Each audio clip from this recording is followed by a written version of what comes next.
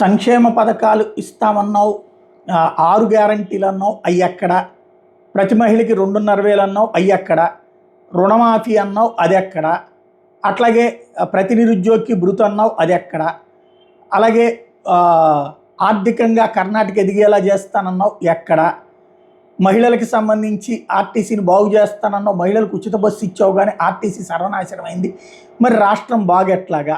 ఇది ప్రజలు పెద్ద ఎత్తున కర్ణాటక ప్రభుత్వాన్ని అడుగుతోంది. ఎస్పెషల్లీ అక్కడ ప్రతి పనికి డబ్బులు, ప్రతి ఫ్లాట్కి డబ్బులు, ప్రతి ఫ్లాట్కి డబ్బులు, ప్రతి వెంచర్కి డబ్బులు, అవినీతితో విపరీతమైనటువంటి దారుణమైనటువంటి స్టేట్కి వెళ్ళినటువంటి సందర్భంలో మీడియాని డబ్బులు ఇచ్చి మేనేజ్ చేస్తున్నారా, బెదిరించి మేనేజ్ చేస్తున్నారా, లేదా అవసరాల కోసం వాళ్లే మూసుకు కూర్చుంటున్నారా తెలీదు. ప్రింటు ఎలక్ట్రానిక్ మీడియా కూడా కొలైడ్ అయిపోయి డౌన్ ప్లే చేస్తున్న దశలో సోషల్ మీడియా రెచ్చిపోతుంది. సోషల్ మీడియాలోనే పబ్లిక్ నిలదీస్తున్నారు, పోస్టులు పెడుతున్నారు. ఇప్పుడు ఒక చట్టాన్ని తెస్తుందంట కర్ణాటక ప్రభుత్వం.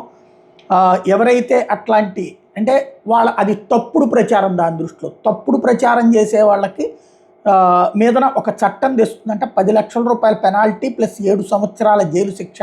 ఫేక్ న్యూస్ అయితే అని. అది ఫేక్ న్యూస్ అని ఎవరు ధృవీకరిస్తారు? ప్రభుత్వమా లేకపోతే కోర్టా? అది ఇప్పుడు తేలాల్సింది.